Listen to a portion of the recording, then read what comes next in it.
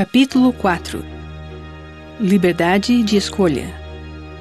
O livre-arbítrio é um princípio eterno.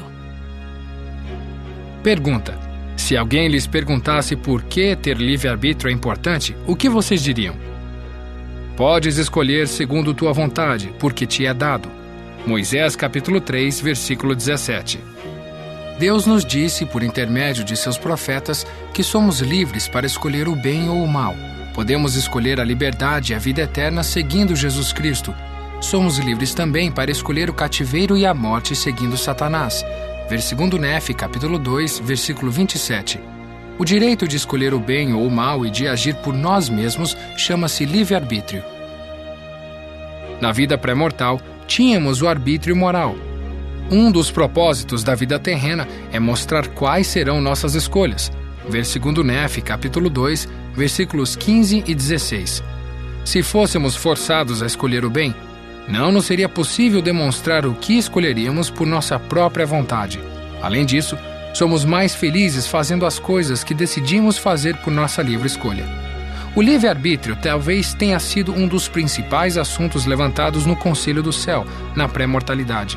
Foi uma das causas mais importantes do conflito entre os seguidores de Cristo e os seguidores de Satanás. Satanás disse: "Eis-me aqui, envia-me, serei teu filho, e redimirei a humanidade toda, de modo que nenhuma alma se perca, e sem dúvida eu o farei. Portanto, dá-me a tua honra." Moisés capítulo 4, versículo 1. Ao dizer isso, ele havia se rebelado contra Deus e procurado destruir o arbítrio do homem. Moisés capítulo 4, versículo 3. Sua proposta foi rejeitada, e ele foi expulso dos céus com seus seguidores. Ver Doutrina e Convênios, seção 29, versículos 36 e 37. O livre-arbítrio é uma parte necessária do plano de salvação. O livre-arbítrio faz da vida na terra um período de testes. Ao planejar a criação mortal de seus filhos, Deus disse: "E assim os provaremos, ou testaremos, para ver se farão todas as coisas que o Senhor seu Deus lhes ordenar." Abraão, capítulo 3, versículo 25. Sem o dom do livre-arbítrio, seríamos incapazes de mostrar ao Pai Celestial se faremos tudo o que Ele nos ordenasse. Por podermos escolher, somos responsáveis por nossas ações. Ver Elamã, capítulo 14, versículos 30 e 31. Quando fazemos a escolha de viver de acordo com o plano de Deus, fortalecemos nosso livre-arbítrio. Escolhas certas aumentam nossa capacidade de fazer mais escolhas certas. Ao obedecermos a cada um dos mandamentos do Pai, aumentamos nossa sabedoria e firmeza de caráter. Nossa fé também aumenta. Achamos mais fácil fazer escolhas certas. Começamos a fazer escolhas como filhos espirituais da forma como fazíamos na presença do Pai Celestial. Nossas escolhas lá nos tornaram merecedores de vir à Terra. O Pai Celestial deseja que desenvolvamos nossa fé, nossa força, nosso conhecimento, nossa sabedoria e todas as outras coisas boas. Se guardarmos seus mandamentos e fizermos escolhas certas, aprenderemos, teremos entendimento e nos tornaremos como Ele é. Ver Doutrina e Convênios, seção 93, versículo 28. Pergunta: de que forma fazer escolhas certas nos ajuda a fazer mais escolhas certas? Para que haja livre-arbítrio, é preciso haver escolhas. Pergunta: por que a oposição é necessária? Não podemos escolher a retidão a menos que tenhamos diante de nós os opostos, o bem e o mal. Leí, um grande profeta do livro de Mórmon, disse a seu filho Jacó que, para que se cumpram os propósitos eternos de Deus, deve haver uma oposição em todas as coisas. Se assim não fosse, não haveria retidão, nem iniquidade, nem santidade, nem miséria, nem bem, nem mal. 2 Nefe, capítulo 2, versículo 11. Deus permite que Satanás se oponha ao bem. A respeito de Satanás, Deus disse: "Fiz com que ele fosse expulso."